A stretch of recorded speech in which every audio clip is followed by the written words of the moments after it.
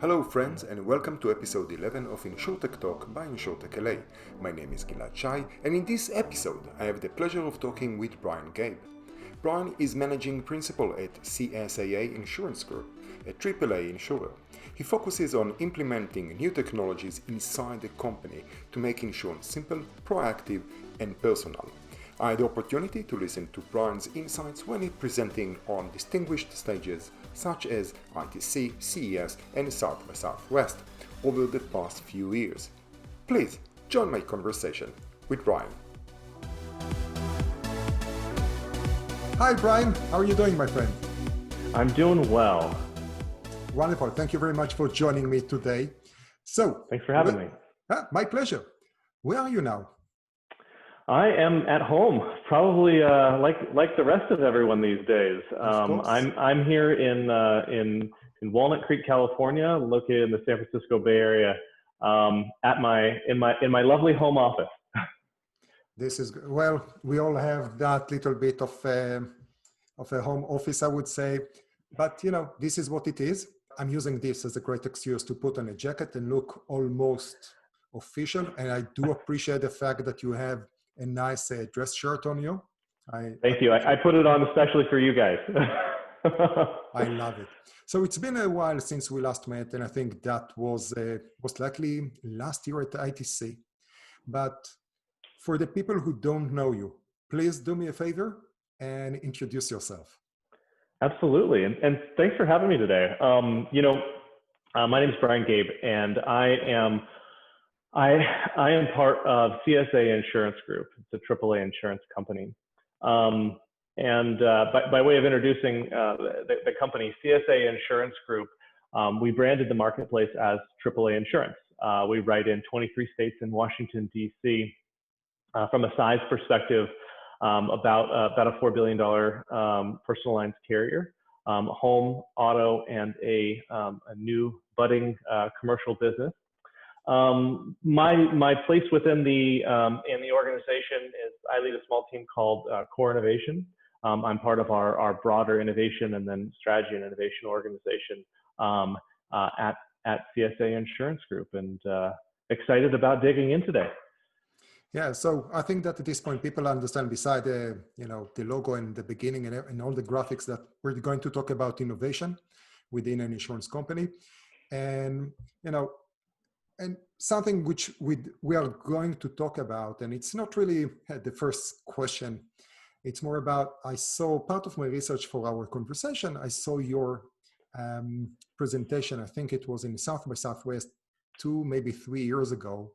And you were referring to the previous CEO that set a goal to increase, basically to grow the company by $1 billion over 5 or 10 years. And when you think about AAA, which is a little bit old school or a synonym for side road assistance and maps, you need innovation to get that growth coming. Now, before we jump how to get that how to make it happen, can you explain a little bit on the structure of AAA, the clubs, CSAA, etc.? Absolutely.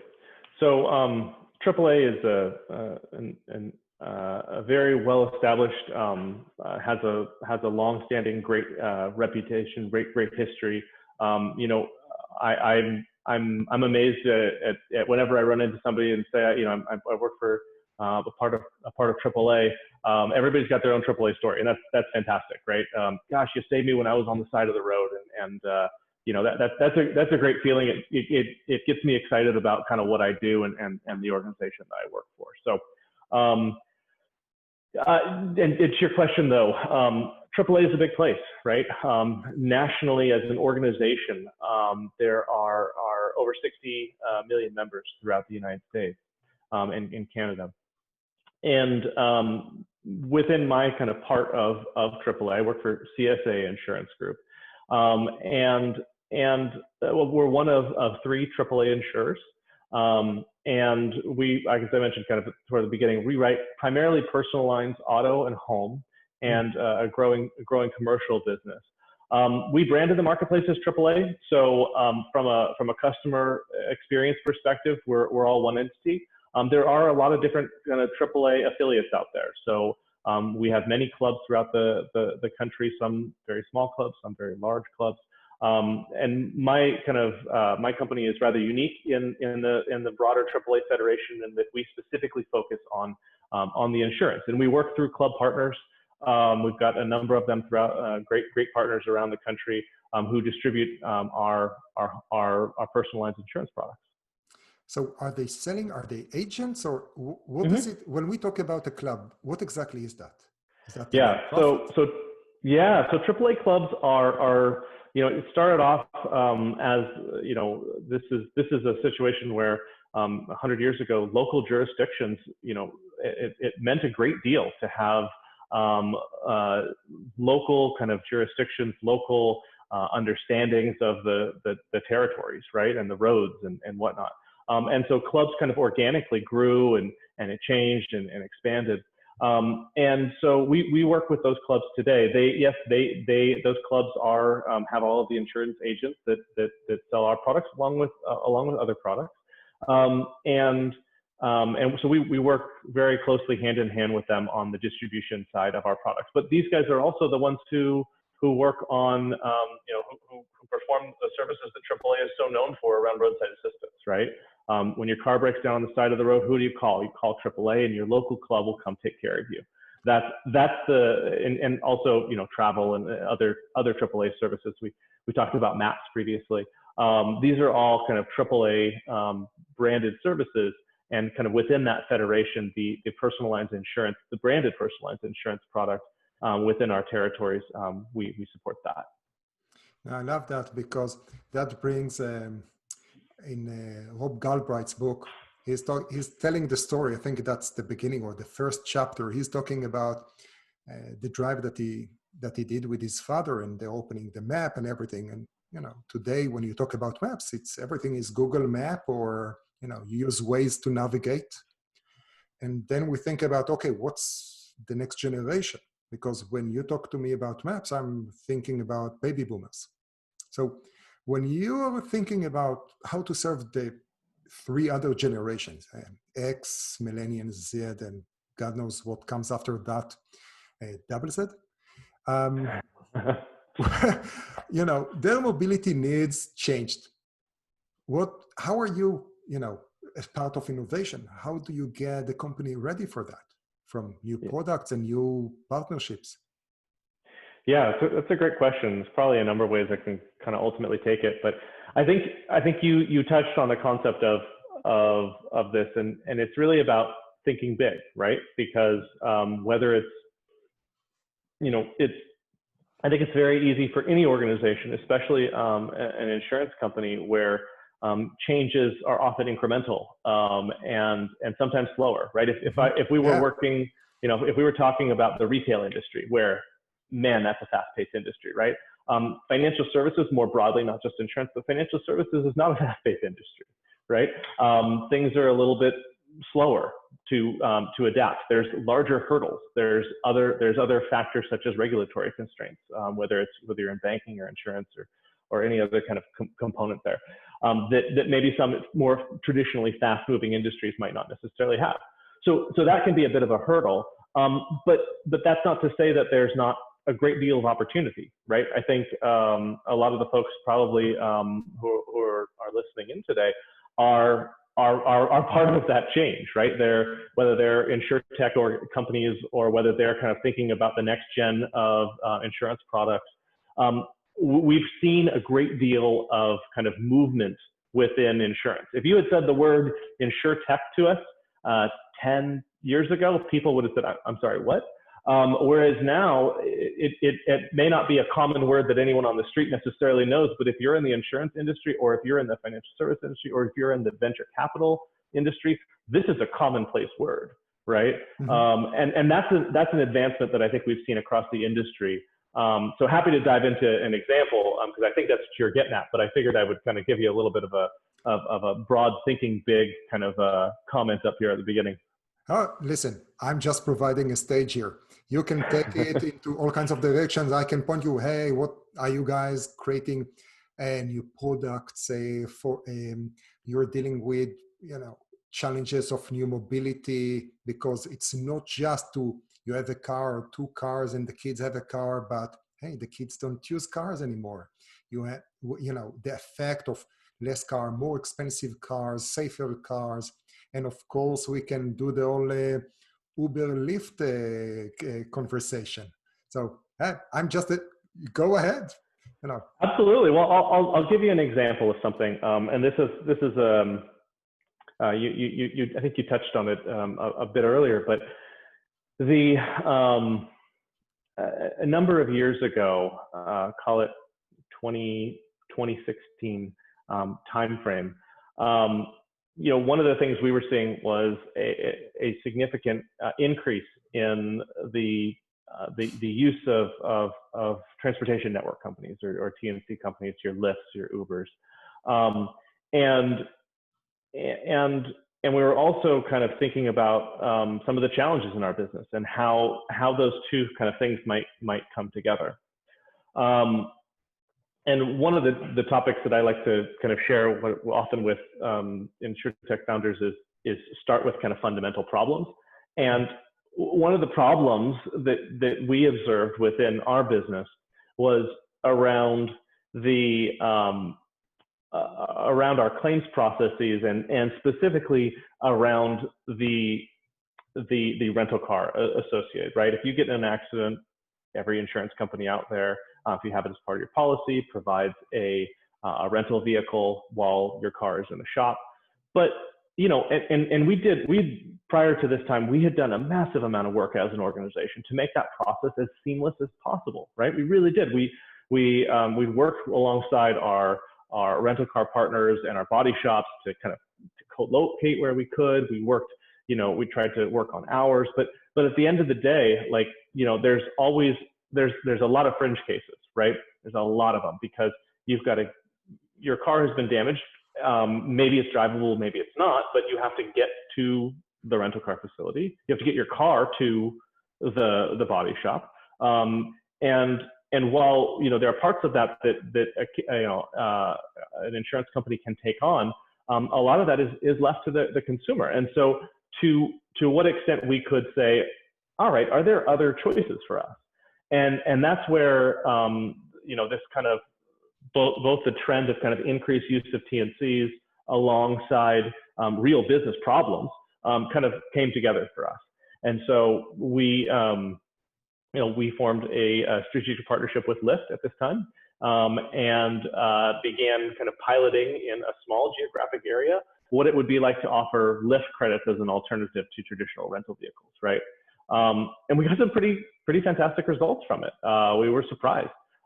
Everything from the very expected kind of scenarios all the way down to some use cases that we didn't even think about. Like I still remember speaking with a policyholder who lives actually not terribly far from where I'm located here in the San Francisco Bay Area, and she described a scenario where her street requires you to have a sticker on your car to park there overnight, and rental cars just don't have that. So there's lots of these kind of fringe use cases that we didn't even think about when we sort of designed this opportunity, but really kind of came alive and became real for us and kind of really empathized with those customer problems, if that makes sense.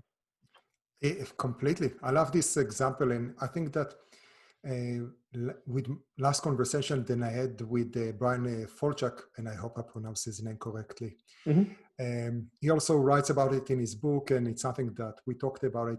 And the main reason I love it, it's such let me use the hashtag great customer journey, which is not the customer journey. It's actually the customer has a journey, which is go to their office. And now they don't have a car. Now the biggest problem, it's like, where the hell do I park the car? Yeah, it's true. And there's a lot of fringe cases that, oftentimes I think one of the things that I found to be most important when I'm thinking about kind of like concept designs is mm-hmm. Starting with that customer problem and realizing that you're going to be wrong, right? Accepting that fact up front, accepting the fact that the thing you're thinking about may the problem you're trying to solve and the solution you're trying to put forward, it's going to go through an evolution of its own, right? And what you come out of the process with might look quite different than what you went into the process with, because you're going to learn some things along the way, right? And that's just one example of kind of something that wasn't necessarily designed for, but made a lot of sense. How do you grow, or how do you help from an innovation to help a company to grow from 5 billion to 6 billion or to 7 billion? Mm-hmm. Usually, if you do the natural McKinsey stuff, just increase your sales or introduce a new product. So nowadays you're entering commercial insurance. Or did I get it wrong? Yeah, that's right. So, and I had the pleasure of kind of being involved in this in the beginning from its infancy. But if you think about some of the trends that we're seeing across mobility and frankly, broader scale around, sharing, automation, a number of the different kind of common trends that this audience is probably very familiar with. But if you think about some of those and you follow those on down the line, you realize that people are using their automobiles in different ways than they were before, mm-hmm. right? So and frankly, the same can be said of lots of kind of larger scale, more expensive assets, whether it's houses being, Airbnb'd, when your colleague was out of town, he let you borrow his car, he might've put his house on Airbnb for the weekend, right? Or the assets are basically being shared or interacted with differently. And so, as part of our explicit strategy, our organization stood up a new venture for us, and it was very exciting because this new venture specifically focuses on new mobility solutions. So it's called Mobilitas Insurance, and excited to kind of have that off the ground now. Especially kind of fresh off of the example that you I think were teeing off and made some headlines recently around being one of the insurers on for Lyft as in 11 states. So can you talk more about Mobilitas? Yeah. So Mobilitas. Yeah. Sorry. Go ahead. No. It's for you. Yeah. So Mobilitas was kind of born out of the realization of kind of these market trends that I shared with you, and for us, Mobilitas is really our step in the direction of saying we believe that these changes are occurring as an organization. We believe our members are utilizing mobility differently than they were before, and how can we meet them where they're going, right? Sure. And our organization is still very much committed to our core products. That's who we are, right? But in addition to that, Mobilitas sets us up for kind of working with commercial entities and embedding ourselves into new technology products. Some of which I just shared around, like Lyft is a great example of that, right? This is, Lyft has been on their own journey from kind of day one, where they had, they're always trying to, their business is constantly evolving. You need more drivers, you need more passengers, you need more drivers, you need more passengers. You need to figure out your insurance relationship. You're going through an APO. That has got to be a crazy journey right there, right? And so we're excited to kind of now be part of that. And I mentioned to you, we're part of that through kind of working with them as a partner, and now as an insurer. And I know that the Mobilitas team is excited about kind of working with other companies in this respect. So if there's anyone out there who's got who's kind of thinking about a new venture in the mobility space, love to chat. And I know encourage that. So how should people reach out to you? I imagine you can probably make I'm happy to make my contact information available through you Yeah. to your group for sure. And I can certainly make the right connections here within the company if it makes sense. Mm-hmm. Yeah, I think this is one of the interesting part of the, when you have the title innovation, you become this gateway. And I'm sure that other folks that now are listening from other insurance companies or innovation just in general for other bigger companies, they know that they need to be the gateway. They need to help, be a river guide, to get to the right people. Otherwise, all that effort will just disappear up to a thin smoke. And it's a lot of work, most definitely. And I'm sure that with AAA, one of the slogans that I really liked is from horseback to horsepower. So I love that because it really ties innovation over so many years. You've been, I'm sorry, AAA has been around for what, 100 years, something like that? Yeah, more, yeah. More. So going back to you, being that innovation, being that gateway, what are the challenges that you're facing, or even better, what makes you happy? Yeah, so I have, that's a really great question. And yeah, at the end of the day, oftentimes I'm out in the external community, working with InsurTech startups or working with, established companies as well, but out in the kind of external world a lot, right? And so, I will often come across startups that might make sense for us in our business, and kind of, oftentimes am that gateway into the organization for them. But I think also what's just as critical is understanding kind of what's going on within the company, right? Mm-hmm. Because I have a firm belief that you need to start with real customer problems or real business problems, as opposed to starting with solutions. And so, I think about oftentimes I'm, myself and my team are balancing, working alongside the core on initiatives that are critical to the organization, working within, our existing product lines, and then balancing that with net new non-existent businesses for CSAA. And so when I, one of the things that I try to do is stay abreast of all of my great partners, whether they're in our product organization, our claims organization, our service organization, our risk organization, all of the kind of parts that make up CSAA Insurance Group. If I can stay close to them and what their challenges are, then I can keep that kind of in the back of my mind when I'm having conversations with external partners or potential partners. And I can give you an example of that if it would be helpful, because I bet that's what you want, right? Please do. I always like examples. Yeah, it can make something more real. So so one of the companies that I'm always excited to talk about and share with is an example, working alongside Gaab Analytics, who I imagine a lot of the listeners here are familiar with, but had the opportunity to kind of begin working with Gaab, goodness, 4 or 5 years ago, when at the time they were working with a handful of companies, a handful of counties in Florida on whether a property has a pool cover or not, right?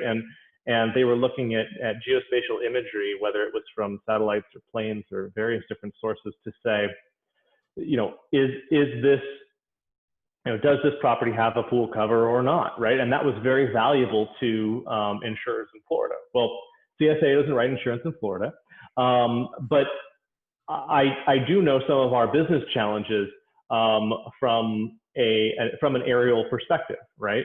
Like at the time, one of the things that I was acutely aware of is that when we have policyholders who come and sit down and talk with any of our amazing agents, those agents ask a question: how old is your roof, right?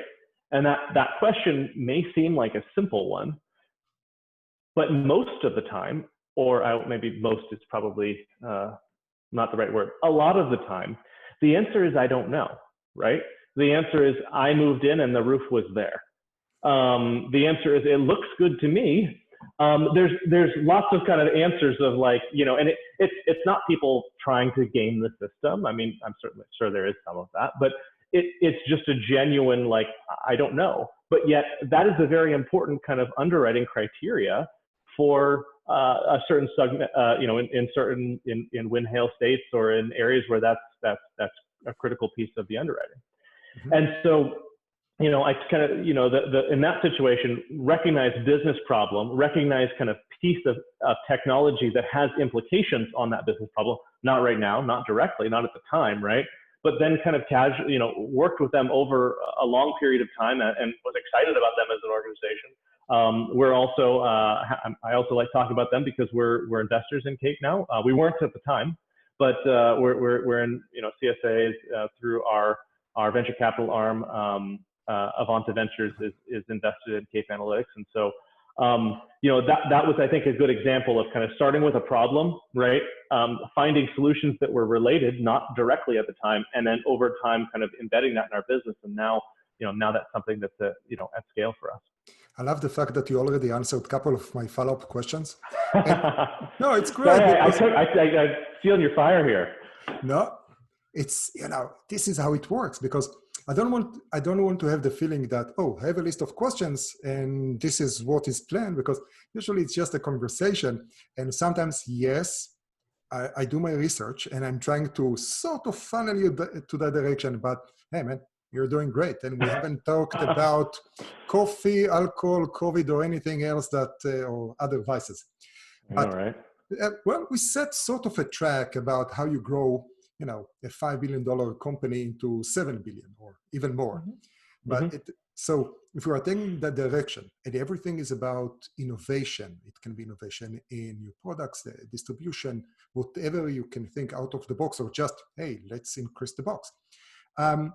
You already touched, and sort of the question will be, it's how do you build a healthy and good innovation organization and culture, which you already started to touch all kinds of points on that.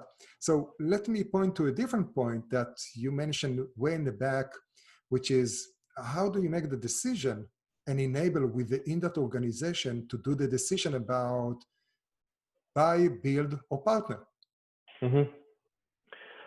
Yeah, that's a great question. And you kind of snuck a few in there. So maybe I can, you know, I think one of the things that's absolutely required for an organization like mine, or at least I should say, I can't say it's necessarily required for every organization like mine, but is absolutely critical in my mind in terms of having a successful group focused on this is buy-in, right? Buy-in across the organization, buy-in from senior leaders in the organization. I'm very thankful to have our leadership team is committed to this.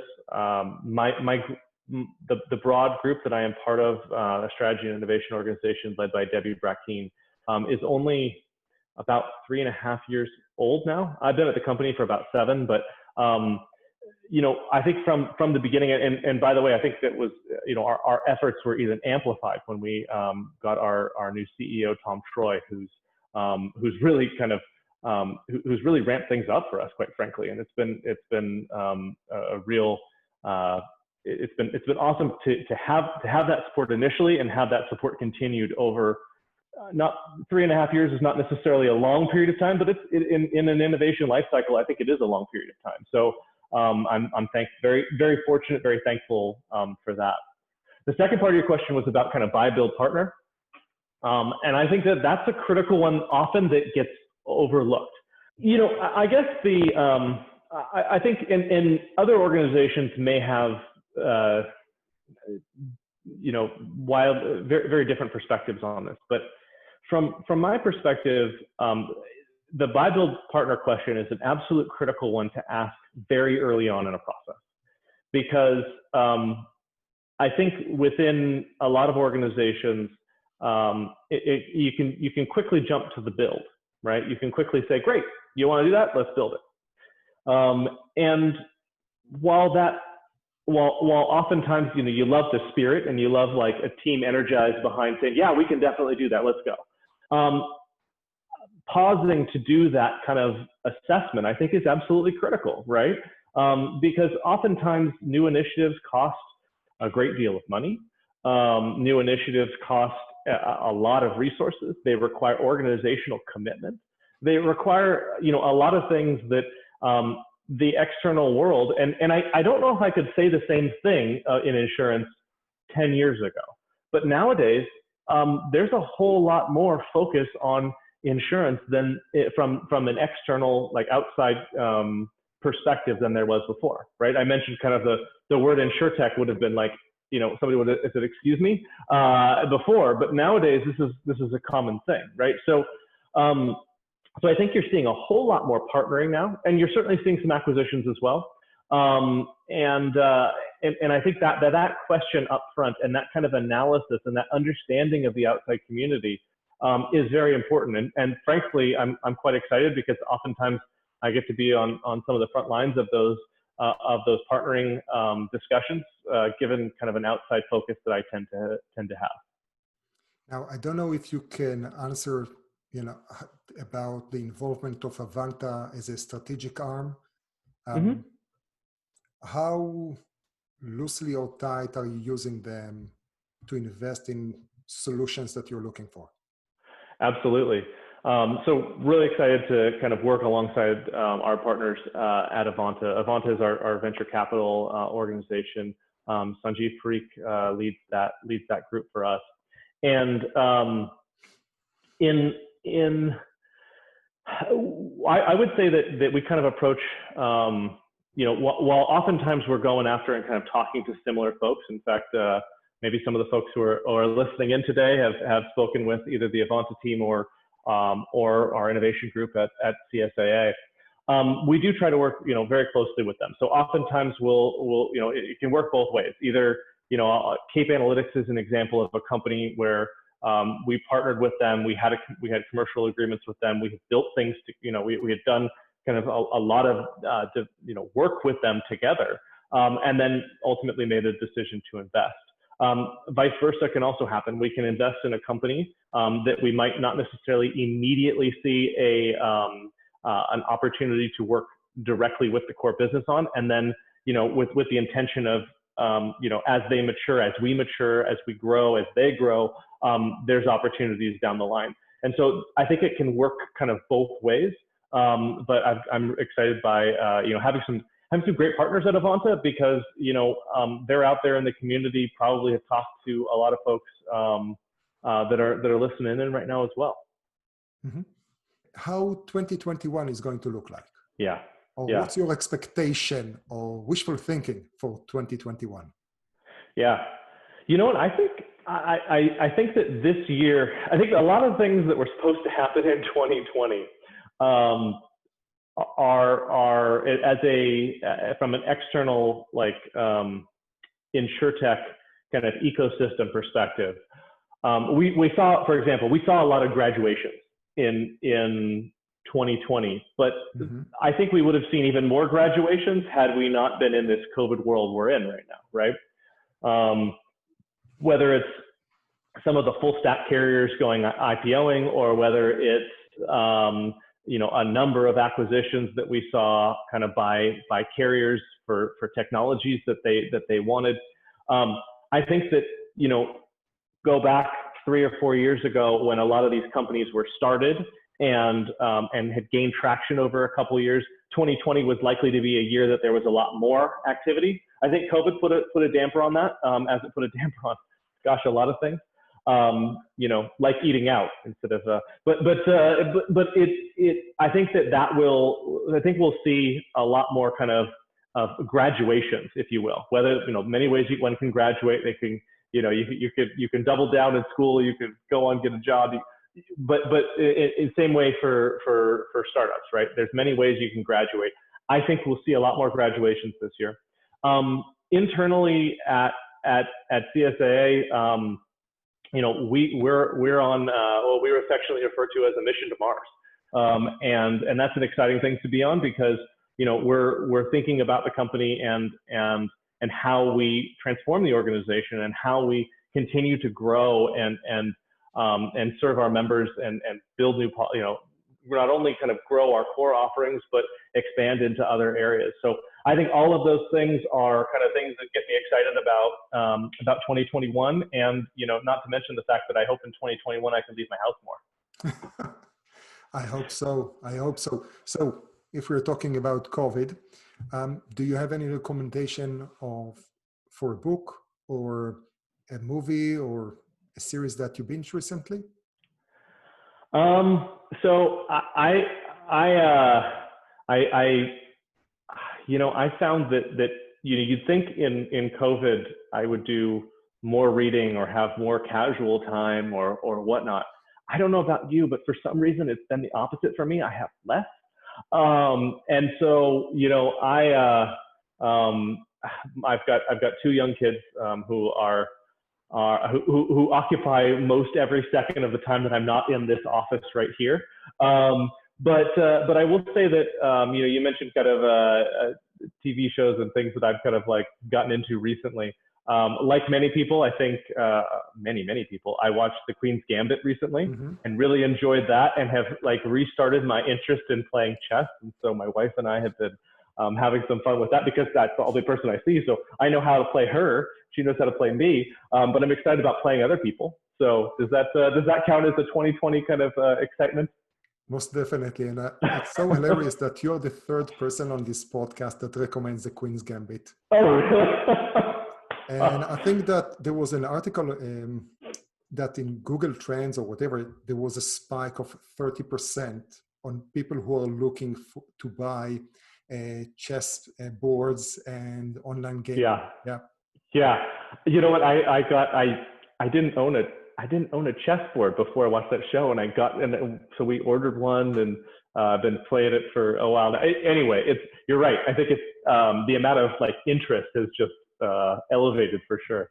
It's amazing, the Netflix effect. It's real. It is, and it's fantastic.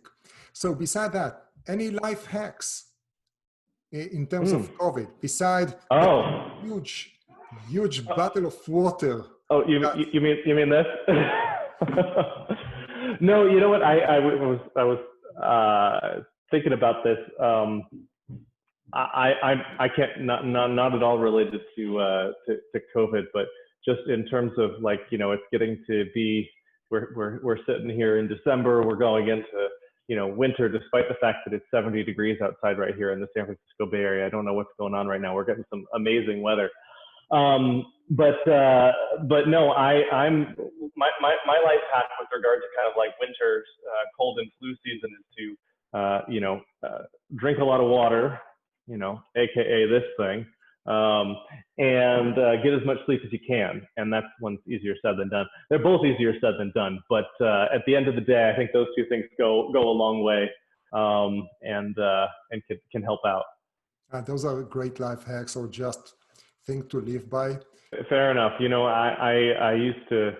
I'm certainly behind my regular kind of like healthy habit routines, but I try to get out and run as much as I can around the neighborhood. But yeah, I'm missing the outside world, no doubt. Brian, thank you very much for joining me today. It's been a pleasure. So much fun. Very much. Thank you so much.